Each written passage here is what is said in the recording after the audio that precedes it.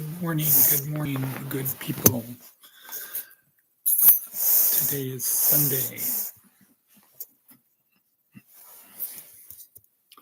December 17th, 2023. It's about 6 o'clock in the morning. I'm at daughter Roxanne and son-in-law Zach's house. Let's see, in San Diego area. And nobody's up yet, except what a bevy. So nobody's up yet. So I'm trying to keep it quiet as much as possible and yet get this done, because why? It's important. So today is Sunday, December 17, 2023. Again, it's about 6 o'clock in the morning.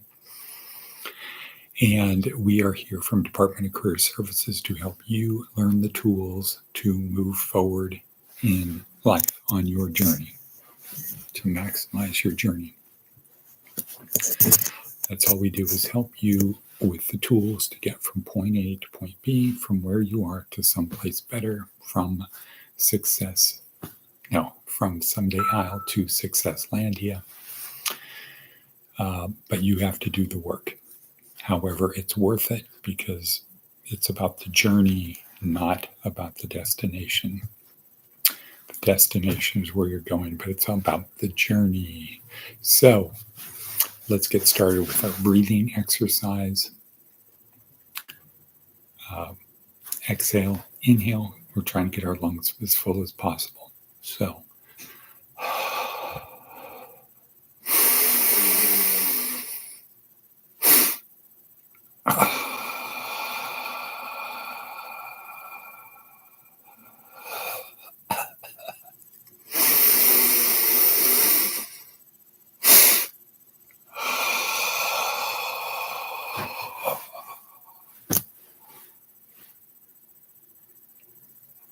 there we go. And this podcast is 2 parts live, 1 part, 3 parts after the podcast is over. That's the attitude of gratitude, the review of yesterday, and projection and going forth for today. Let's get right into it. Okay. So, I have to get some things updated here. Alrighty then. So the theme of today is personal process notation. This is day 7 of week 2 in our neuroscience-oriented approach to success. The TED Talk is Blaine Elkers talking about YTABA, which stands for what you think about, you bring about. YTABA. What you think about, you bring about. So this is about programming the reticular activating system in our brains. Let's see what's going on out there.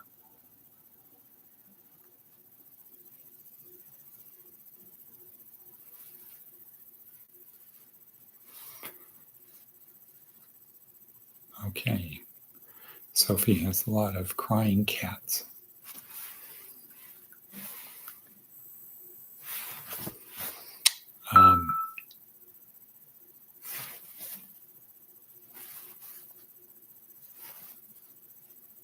Don't usually get that many. Okay, good. So, YTABA, what you think about, you bring about. And one of the metaphors he uses is as a gardener, and your brain is like a garden. Whatever you plant is going to grow. If you plant carrots, carrots will grow. If you plant nothing, weeds will grow. If you plant nothing but you're downwind from somebody who's planted something else, it's quite possible that one of the seeds from next door will come across into your place and you'll get those too. So that's kind of cool. But what you think about, you bring about. If you plant nothing, you get nothing. If you plant weeds, you get weeds. So the idea is plant the best thing that you can, and then cultivate it, nurture it, and then reap what you sow. Boom, white table. There you go. Pretty cool, right? So that's day 2, day 7 of week 2 in our course. Next week, we start with outside our school-sized kingdom, week 3, and that is about how you get other people to help you. So if we use the metaphor of the boat, week 1, we talked about the journey, intro and orientation. We talked about the journey of life and the metaphors of a boat, and we have to build a boat that can get us to our destination from Someday Isle to Success Landing. We have to build a boat, and we focus on 4 parts: the sails, the rudder, below deck, and the hull. And then we convert that to life. So the sails are like the physics. So that goes with our physical, mental, emotional, and spiritual. So the sails are the physical part. If your sails don't work, you're not going to go anywhere. If your body doesn't work, you're not going to go anywhere. The rudder is like learning, the mental part. You need to be able to navigate against the current, navigate against the wind to get to where you want to be. The obstacles, the below deck is like the emotional part. And what is below deck on a ship? That's where you go to stay dry, or you go to stay warm, or you go to stay cool. You get out of the elements. You store your necessities and your treasures down there. So it's very important to have a good below deck on a ship. And the hull is the spiritual part. And if the hull is breached, you got serious problems. If your hull is intact, but your sails are bad, it's going to be tough. If the hull is intact and the sails are bad and the rudder is broken, you're going to be rudderless. So you'll be subject to the wind and currents, and they'll probably dash you on the rocks or take you someplace you don't want to go. Sometimes they take you where you do want to go. If the hull is intact, but the sails are gone and the rudder's gone, and you don't have a below deck, or it's very bad, or there's water in it, or there's rats or whatever, at least you can keep going. But if the hull is breached, if you don't have a spiritual foundation in your life, you're not going to get there. At the end, and it might be to the very end, and you say, well, I lived a good life, except not really. Kind of seems whatever. Probably without some kind of spiritual thing, it's not going to be fulfilling. You can say, well, I have family. Great. That will be great, and maybe that will sustain you, and your spirituality will be about family. But you got to have something. As David Foster Wallace said, everybody worships something. Could be money, could be power, could be how you look. Everybody worships something. So the spiritual part. This again is day 7. Blaine Elkers. Next week we start week 3, outside my school-sized kingdom, which is now going back to the metaphor of the boat.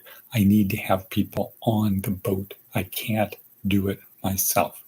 So contrary to people's beliefs of, I don't need anybody, I can do this on my own, I don't care what people think of me. Wrong. Nope, you can't. The most powerful, wealthiest, successful, influential people in the world are that way because they impact the lives of other people. So week 3 helps you figure out, well, what kind of people do I need and how do I get them? That's week 3. And so you got to get a crew for your boat. Can the crew change? Absolutely. You always want to have the best crew. Some people, they find out they don't want to be on your crew or a crew.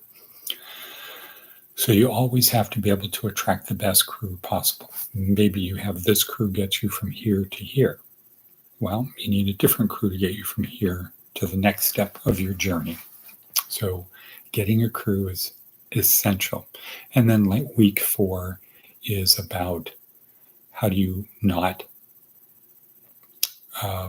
get shipwrecked or have a mutiny. We call it leadership. How do you make sure that the crew is doing everything, because now you have your boat, you have your crew, you have your destination, and you have to keep the crew together, because there's going to be storms, there's going to be dissension, there's going to be problems.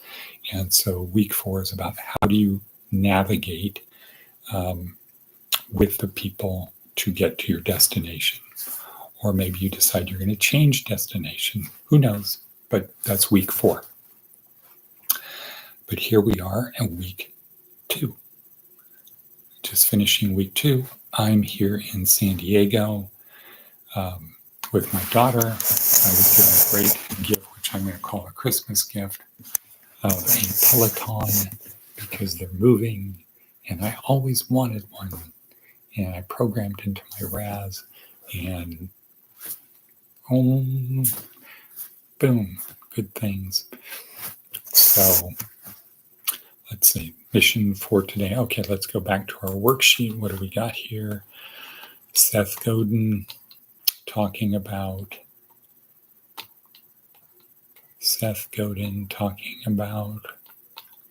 personal process notation.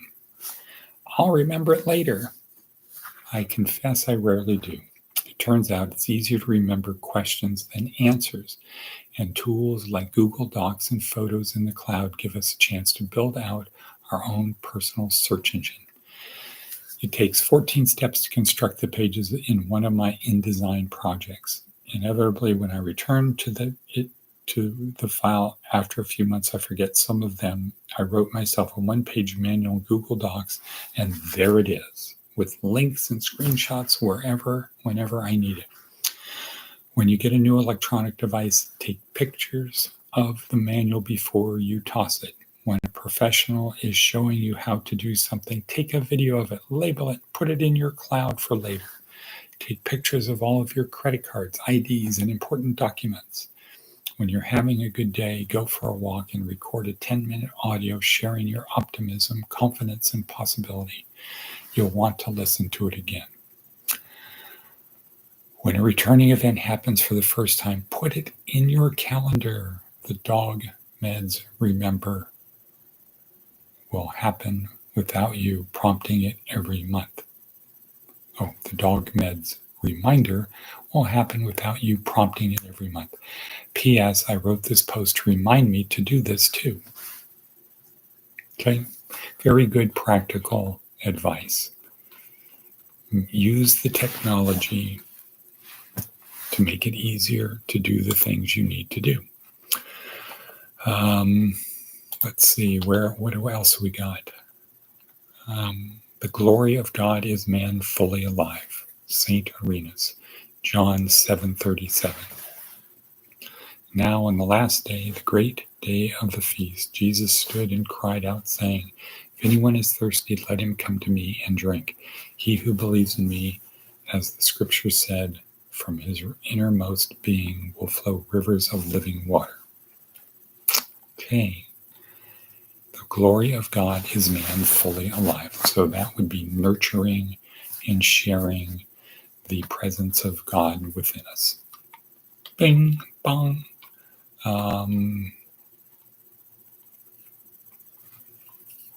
Matt, we'll close with Matt 5:16. Let your light so shine before men that they may see the good works and glorify your Father in heaven. Bong. Let's see how that came across. Bong. Try that again. Bong. It's the spark. Okay, with that, I'm going to say and cut. I'm going to say and cut. Take 3. Sophie, and cut.